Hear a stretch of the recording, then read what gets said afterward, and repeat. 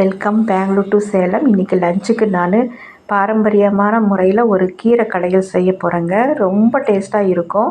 அந்த காலத்தில் இந்த மாதிரி தாங்க கீரையை கடைஞ்சி செய்வாங்க. இப்போ அந்த மாதிரி அவ்வளோவா செய்கிறதில்ல. இப்போ பாருங்கள், இது வந்து தொய்யக்கீரை நான் வாங்கியிருக்கிறேன் இன்றைக்கி. அதோடு நான் துவரம் பருப்பு ஊற வச்சுருக்கேன். வாஷ் பண்ணி இப்போ தான் வச்சேன். அதோடு சேர்த்து 3 கத்திரிக்காய், 2 தக்காளி பழம், வரமிளகாய், கொஞ்சம் புளிங்க, இதெல்லாம் போட்டு ஒரு டேஸ்டியான ஒரு கீரை கடையல் ரெடியாக போகுது. இப்போ கீரையை நான் இதில் பருப்பில் சேர்த்திட்டேன். கத்திரிக்காய் ஒரு 3 கத்திரிக்காய், இந்த கீரைக்கு இவ்வளோ கத்திரிக்காய் இருந்தால் போதுங்க. நிறைய கீரையாக இருந்தால் இன்னும் ஒரு 2 சேர்த்தி போடலாம்.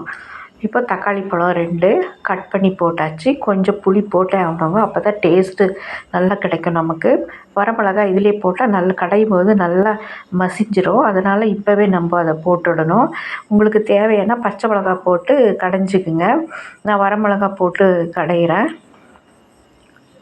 இப்போ கீரை பாருங்கள், நல்லா வெந்துருச்சு. பருப்பு கீரை எல்லாமே நல்லா வெந்து ஒரு இதுக்கு வந்திருக்கு பாருங்கள். இப்போ நான் அதை இறக்கி வச்சு தண்ணியை வடிகட்டி கடைய போகிறேன். அதுக்குள்ளே இங்கே ஒரு தாளிப்பு கொடுத்துடலாம். இப்போ வந்து சீரகம், கடுகு போட்டாச்சுங்க, பூண்டும் போட்டாச்சு, வெங்காயமும் போட்டாச்சு, கருவேப்பிலை போட்டு நல்லா வதக்கணும். ஒரு சிலர் வேறு விதமாக செய்வாங்க. அதாவது இந்த ஃப்ரை பண்ணிவிட்டு அப்படியே நான் போட்டு கடைவேன். ஆனால் சில பேர் கடைஞ்சிட்டு போடுவாங்க. ஆனால் இந்த மாதிரி செஞ்சு பாருங்கள், ருசி அவ்வளோ தூக்கலாக இருக்கும். இப்போ இதில் உப்பு போட்டாச்சு.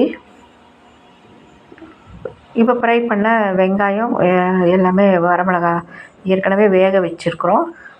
இப்போ இதை போட்டு நம்ம நல்லா கடைஞ்சி விடணுங்க. நல்லா நசுக்கி விட்டு கடைஞ்சி விடணும். நல்லா கடைஞ்சி எடுத்தால் தான் நல்லா டேஸ்ட்டாக இருக்கும். உங்களுக்கு முடியலன்னா பல்ஸில் இதில் மிக்ஸி ஜாரில் கூட கொஞ்சம் பல்ஸ் மோடில் அரைச்சிக்கோங்க. ரொம்ப அரைக்காத ஒரு இது அரைச்சிக்கிட்டிங்கன்னா கூட நல்லாயிருக்கும். ஏன்னா வரமிளகாய் வந்து நல்லா மசியணும். நம்ம கையில் மசியணுன்னா ரொம்ப நேரம் தான் பிடிக்கும். கால் வச்சு அது நம்ம மசிச்சு விடணும்.